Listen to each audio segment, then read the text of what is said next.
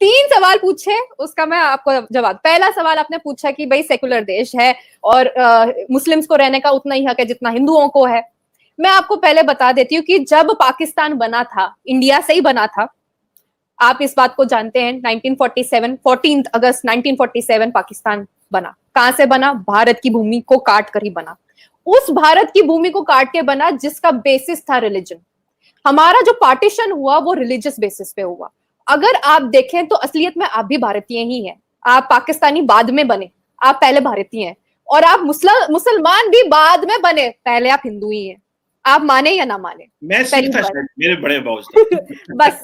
और सिख हिंदू ही है। तो हमने ये जो कैरेक्टराइजेशन आप जो बात कर रहे हो, जो सेकंड क्वेश्चन पूछा, मैं उस पर जरूर आऊंगी, पहले फर्स्ट क्वेश्चन को कंप्लीट करूंगी कि सेकुलर वर्ड हमारे प्रियम्बल में बाद में डाला गया, इंदिरा गांधी ने जब इमरजेंसी लगाई 1970s में, 75 इमरजेंसी जब लगी। तो अगर मैं देखूं 1947 में जब हमारा देश बना था, इंडिया जब बना था, भारत तो सदियों से है, हजारों सालों से है, वो भारत जहां पे जय श्री राम, जो श्री राम की भूमि है, वो तो लाखों वर्षों से है, हजारों वर्षों से है, उनको टच नहीं कर सकता कोई। लेकिन जो इंडिया बना 1947 में, उस इंडिया का जो कॉन्स्टिट्यूशन, जो प्राइमरी कॉन्स्टिट्यूशन, जो प्रीएम्बल था, उसमें सेकुलर वर्ड कहीं नहीं था।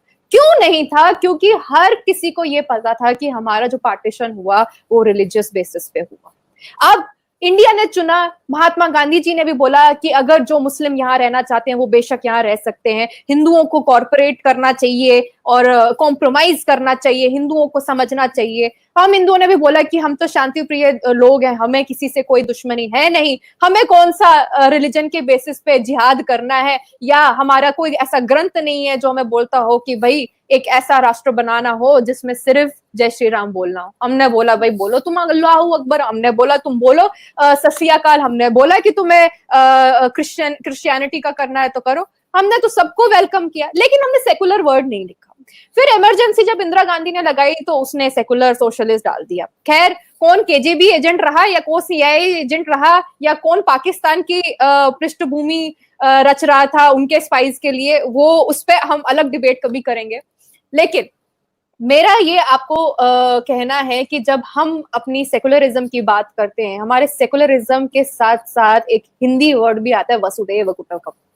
एक्चुअली वसुदेव कुटुंबकम जो है वो सेकुलरिज्म से डिफरेंट है। सेकुलरिज्म इंग्लिश वर्ड है और ये इंपीरियलिस्टिक इंग्लिश लैंग्वेज से सख्त नफरत है मुझे। इसलिए नफरत है क्योंकि इसका जो मतलब है कुछ और होता है और लोग कुछ और अप्लाई करते हैं। जब हिंदू अपनी बात करे तो वो कम्युनल है, जब मुसलमान अपनी बात करे तो वो सेकुलर हो जाता है हमारे देश में। और वेस्टर्न मीडिया और पाकिस्तान मीडिया इसमें नंबर 1 है। जब हिंदू रोए, जब पहालगढ़ में साधु संतों को मारा जाए, जब पूरे भारत में चुन चुनकर हिंदुओं को, साधुओं को मारा जाए, तब हिंदू सेकुलर छोड़कर अपनी अगर वो बात करे कि भाई हमारी बात करे, हिंदुओं की बात करे, तो वो कम्युनल हो जाता है। और आप देखिए, अगर मुसलमान को कोई सपोर्ट भी मिलता है तो वो हिंदू ही करते हैं हमारे देश में।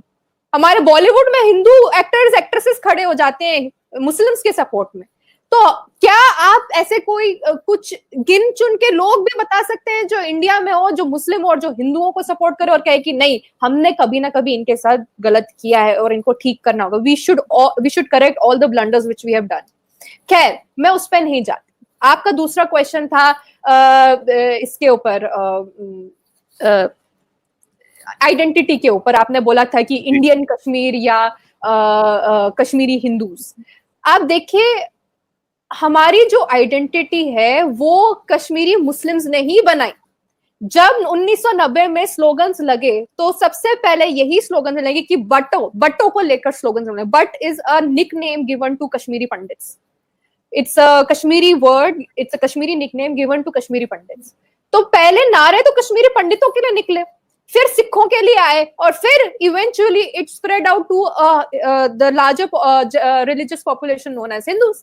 तो इसीलिए मैं कश्मीरी हिंदूज की बात करती हूँ, कश्मीरी पंडितों की बात करती हूँ, और मैं इंडियन कश्मीरी हिंदू या इंडियन हिंदू नहीं बोलती, क्योंकि एक्चुअली मैं इंडिया में तो पहले बिलीव नहीं करती, दूसरी बात मैं भारत में बिलीव करती हूँ, और तीसरी बात मैं पहले भारतीय हूँ फिर कश्मीरी हूँ, और फिर पहले भारतीय हूँ फिर हिंदू हूँ और फिर कश्मीरी हूँ।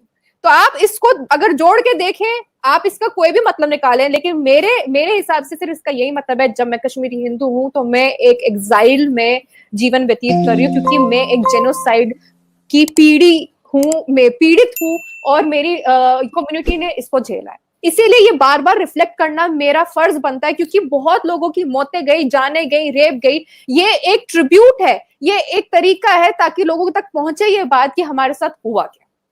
तीसरा आपका क्या प्रश्न था चीमा जी, मैं भूल गई, आपने पूछा था आजाद कश्मीर या इस्लामाइजेशन ऑफ कश्मीर की बात की कि इस्लामिक स्टेट, इस पे बात करी थी आप। हाँ, तो इस्लामिक स्टेट की आप बात करें कि इस्लामाइजेशन, मैंने आपको बोला, मैं आपसे सिर्फ ये पूछना चाहती हूँ, क्या कभी क्या कश्मीरी हिंदू ने जाके किसी मुस्लिम को मारा? क्या उसको मस्जिद से निकाला? क्या उसकी मस्जिदें तोड़ी कश्मीर में?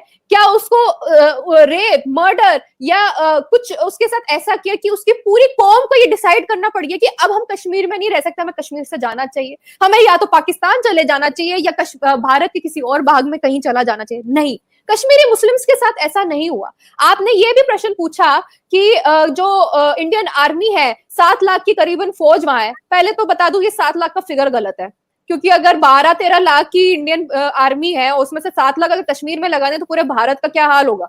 तो 7 लाख का फिगर आपने कहां से निकाला मुझे नहीं पता, लेकिन जितने भी इंडियन आर्मी के लोग हैं, it is one of the most disciplined army in the whole world. And it is not only me saying it, every country knows it, every country, even Pakistan knows it. Why? Kargil के बाद आपने खुद के जवानों की body लेना मना कर दिया था साहब। हमने बाकायदा हर प्रोसेस फॉलो करते हुए उनकी बॉडी सुरक्षित आप तक पहुंचानी चाहिए, और नहीं ली तो यहीं पे दफनाई। आपसे मैं ये प्रश्न अब पूछना चाहती हूँ, आपने मुझसे तो काफी प्रश्न पूछ लिए, लेकिन मैं आपसे पूछना चाहती हूँ, आप ये मानते हैं या नहीं कि हमारे साथ, आपके साथ और हमारे साथ गद्दारी अगर शुरू हुई है तो वो ब्रिटिश एरा से शुरू हुई है? नहीं दिव्या राजदान साहबा, ये बताएं कि मतलब ब्रिटिश एरिया से किस किस्म की गद्दारी, मतलब किस सेंस में आप बात कर रही हैं? मतलब बिल्कुल, मैं यही चाहती थी आप मुझसे सवाल पूछें। 1857 में जब फर्स्ट इंडिपेंडेंस का जो वॉर हुआ था, जिसमें रानी लक्ष्मीबाई थी, जिसमें काफी लोग थे, और मंगल पांडे की शहादत से वो एक सिलसिला शुरू हुआ था। आपको पता है कि उस वक्त किसने गद्दारी करी थी मुस्लिम कौम में? मुस्लिम कौम को बोला गया था कि आप भी हमारे साथ आइए, क्योंकि आप भी भारतीय हैं, ये आपका भी देश है, आइए हमारे साथ लड़िए। अगर first war of independence 1857 fail हुआ है कहीं पे, because of the betrayal of the Muslims.